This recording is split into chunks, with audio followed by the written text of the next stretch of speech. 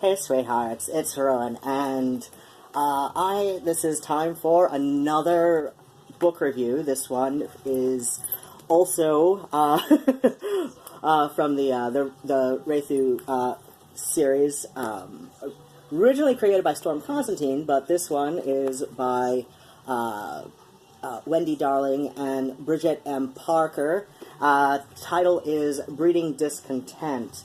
Before I get to the plot part, I did want to let people know, if you might be interested in this, just a warning, there are plot elements and themes in here that dance very closely to sexual abuse, so just putting that out there, just in case you want to... Hi! Well, apparently he doesn't... apparently he's not bothered by this, but then again, if he was... I'd be worried about what happened to him before I adopted him.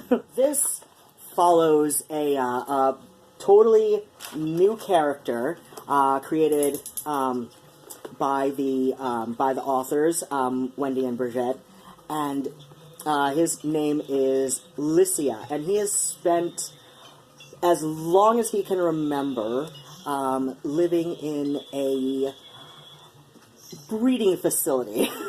I just went with the term used in the story, and this is it's converted from a human convent, though that's not it's not exactly a plot point, but it does come up, and the introduction is a bit different from how it usually is. So usually, you see an introduction from either the authors with their first novel published, but instead of your standard letter, we have a little interview with between Storm Constantine and the co-authors. So it's fairly that's something a little different, and it was brought up that, I forget which one now, that at least one of them, they got the idea for a, converting an old previously human convent, from having grown up Catholic.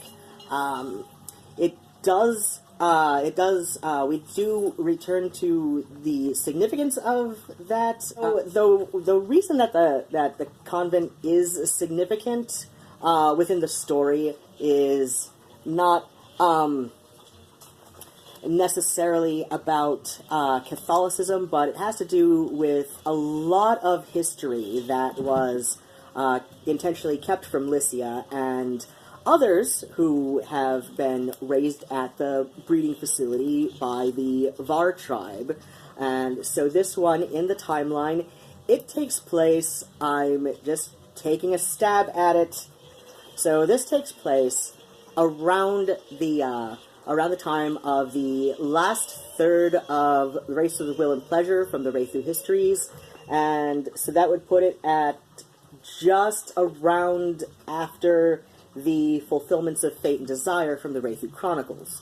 So if you're trying to work out a timeline like myself, that's about where I've placed this. Maybe we can compare notes on that. So when we first come upon Lycia, it is after the Gelleming troops who were assigned to, thanks Kat, basically look over and find whatever little Var projects relevant to the war that they could, because they knew there were some kind of secret projects that, may have been hidden in remote areas of, Var's territory, now Parasiel, by the timeline of this book. And, the soldiers, they come up to this, former convent, and one of them, actually most of them, except for one who was born Wraeththu, as we discovered in the previous videos, that does happen.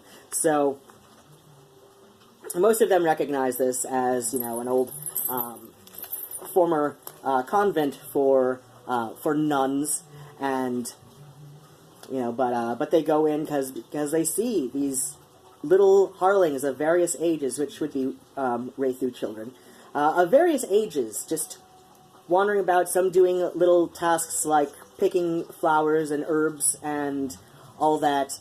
And so they then ask, okay, we need to see an adult here. And they take them, and the children take the soldiers to the last remaining adult at the facility, who is Lycia.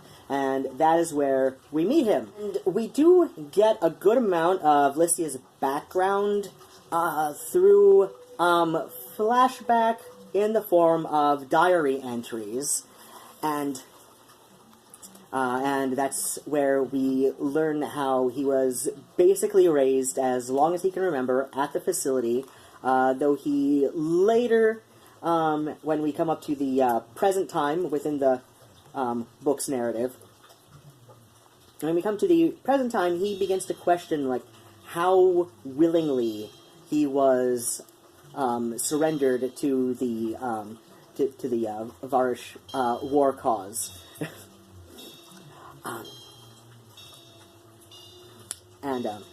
So he grows up within the facility, and keeps these little diary entries of his time there. So we follow him growing and changing and observing the changes to his own body and his own thoughts, and basically he and other harlings at the in the diary entries that he refers to, they are basically being raised, in the words of another character, as breeding stock, as in livestock, basically. So, which Lycia did take offense to at the time it was said, but again, when we get up to the present tense, he realizes that this was not at all a normal upbringing that he had, and it's like, it's not exactly wrong, but and that's why I wanted to give people a bit of a content warning that this does come across some sexual abuse themes. And he talks about his friendships and how he's being raised there, and that, he wants to, basically please all of the adults, and once he, reaches adult age, he wants to please the administrators of the facility, and this does end up with a lot of hurt and pain, both from, just, more emotionally than physically, just from various little things that just never go right when you're an adolescent and young adult. People hurt you, and you find out maybe the world isn't what you thought it was, and that's one of the strongest themes in here.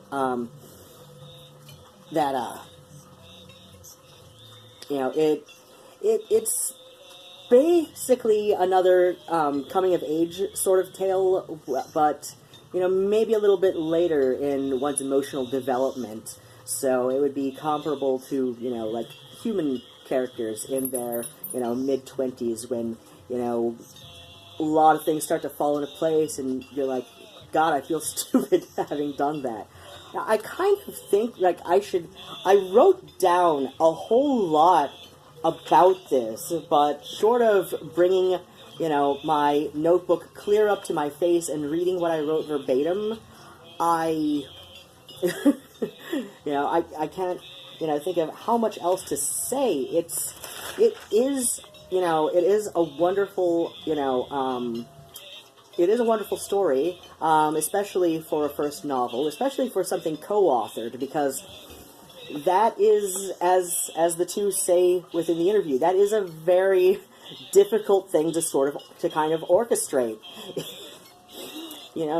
Because it's hard enough to orchestrate finishing a novel by oneself, as I know I've got 2 half-finished books on my OneDrive account, waiting for me to finish them for about the last 100 years, and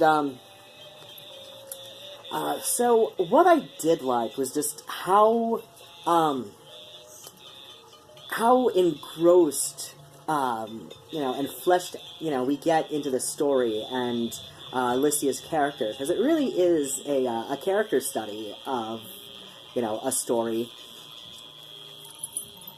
And, there are events that move this along, of course, but, you realize as you're reading it, when you get toward, I want to say, about the last quarter of the book, you realize that, short of flashback in the diary form, this all took place over the course of maybe a fortnight. And I want to say it's around... One thing that I really did appreciate, it's around chapter 12, it seamlessly switches from a third-person narrative with chapters told in flashback through the diary to first-person narrative told in the form of diary entries. And that, I can't remember a book I had read where the story flows from third to first person that seamlessly. That is one thing that I really have to applaud them for doing, that it flowed very smoothly. Like, you barely notice it happened until you're just like, holy shit, yeah, that is how it's ending. It is a really, quick read for something this detailed and engrossing, and you really feel Lycia as a fully fleshed out character, just from, third-person descriptions of, his life at the facility. And as far as anything I would potentially change, oh dear, honestly, the only issue that I have with the book as a book is the formatting. There is, so you can see, I don't know if, how close it is to, not that page. I don't know how much this will show up in camera, in the video, but we have some really wonky kind of, they really love that, end-to-end sort of formatting with the pages in the word processor, and that's great because it gives the pages a nice clean look. But there is, I don't know, it just sets off a little bit more than I would like. Like, sometimes the spacing between the words, it's almost a little distracting. But when the biggest complaint one can have about a novel is the formatting of the pages, yeah, that's a good book. As far as how does it fit in with the rest of the series, I think it fits in very well. Actually, I take back what I said about the formatting. My only other complaint, and this is about the story. My only other quibble is their treatment of the character Cobweb. Cobweb first appears in The Enchantments of Flesh and Spirit. One thing that always was very striking about Cobweb's character is not only does he appear very effeminate, so aside from just how, very effeminately pretty Cobweb is, it's always very driven home by Storm in her own Wraeththu stories, that Cobweb has this very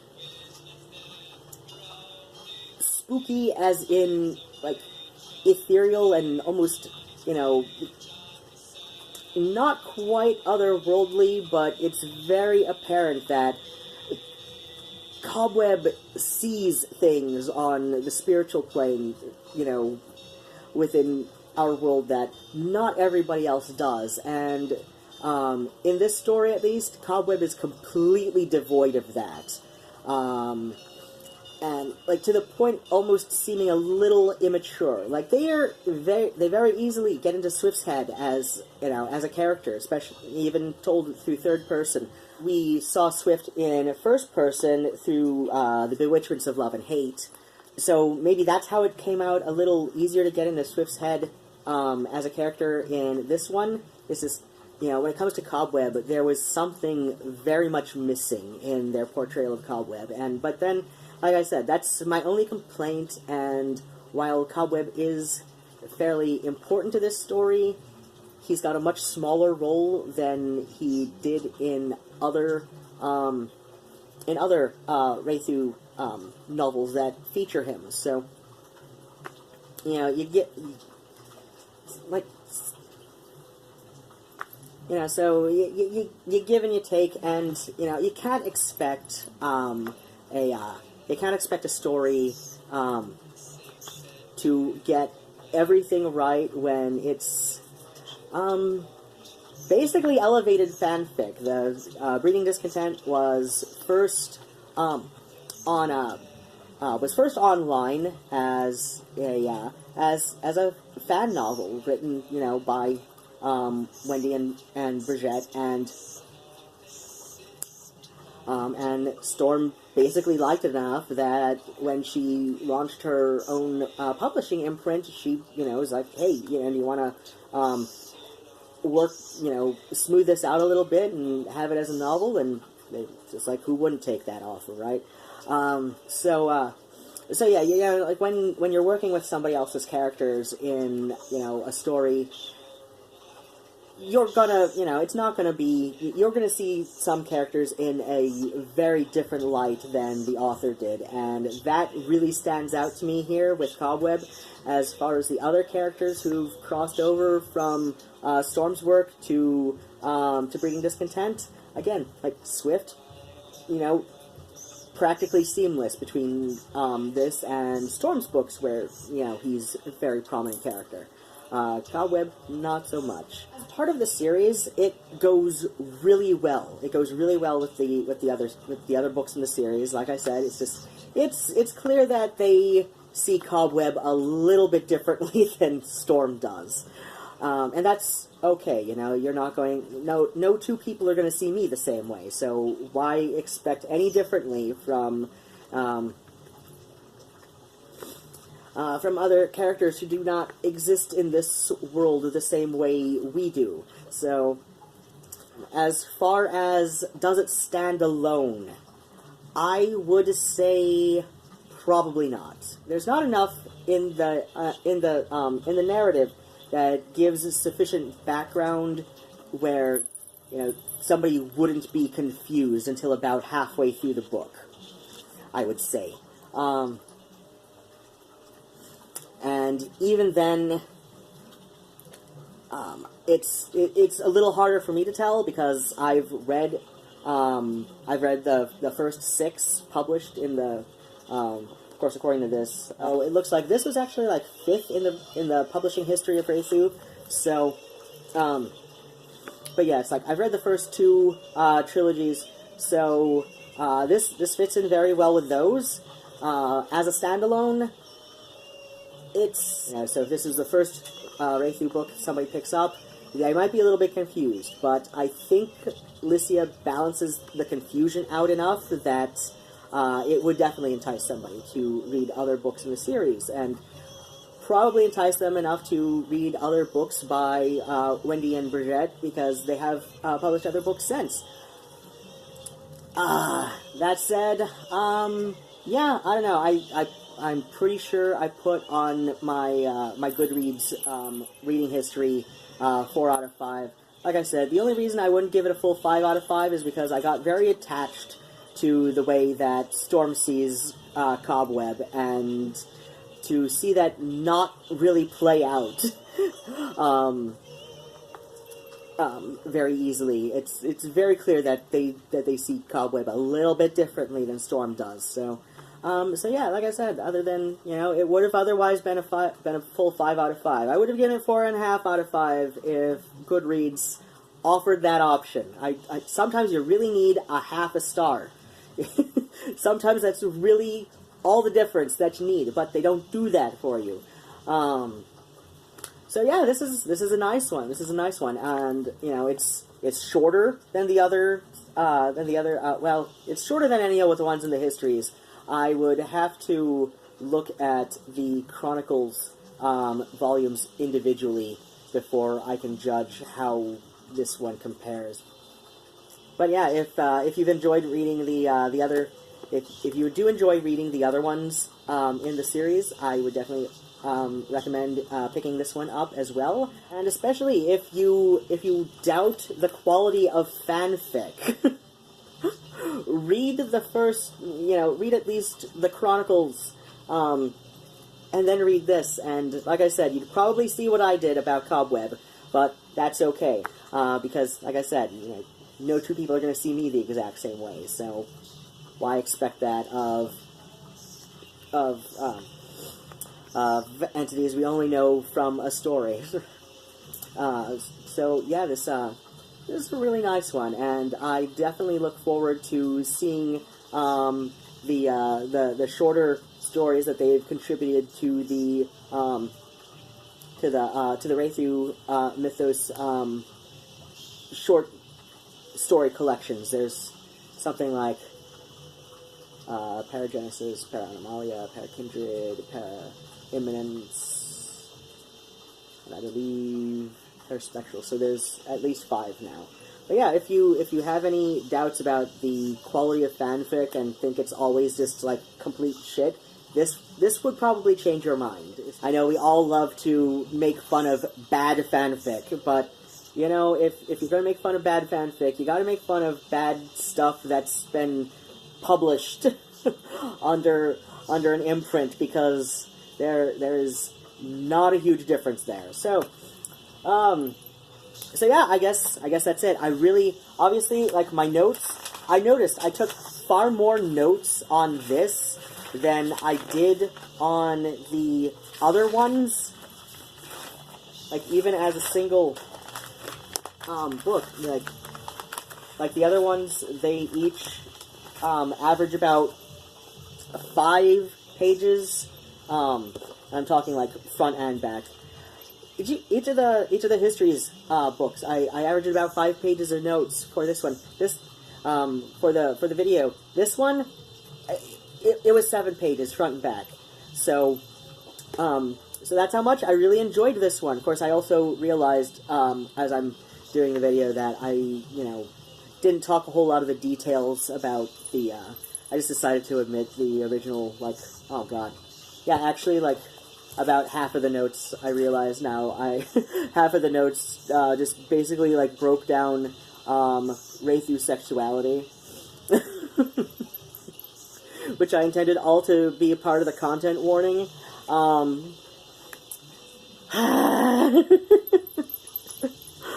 Sometimes you overestimate, like, how much you wanted to say about something in a video, right? But yeah, I guess that's it. Again, like I said, I would give it 4.5 out of 5 on Goodreads if I could, but, and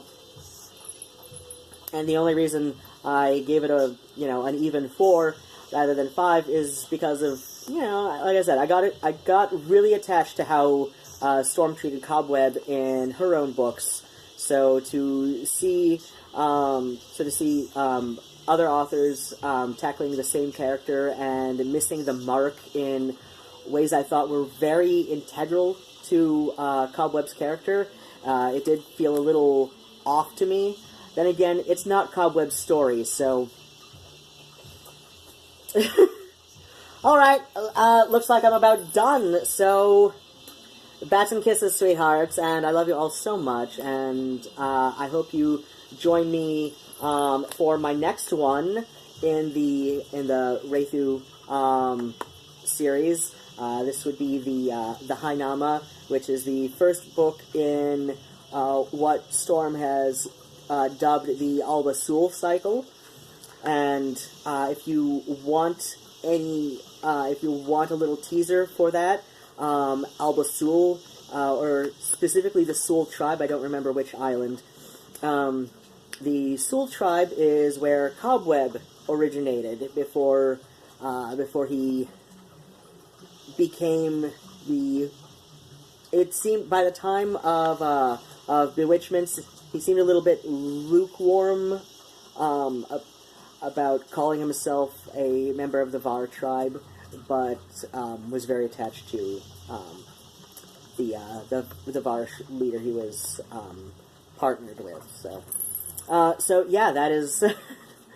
and again, the ALBA SULH cycle are all penned by Storm herself, so I don't know if, at least in the one I'm reading right now, Cobweb has not made an appearance. If he does make an appearance in this or the other two books, because to my understanding, the ALBA SULH cycle are a little, they're a little bit more loose in their connections to each other, unlike the first two trilogies she's written. So yeah, at the very least, I will see other characters quite similar. In fact, the Hainama is even shorter than this one, so hopefully I will have another video about these sooner. And, alright, bats and kisses, sweethearts, and I love you all so very dearly, and take care of yourselves, and goodbye.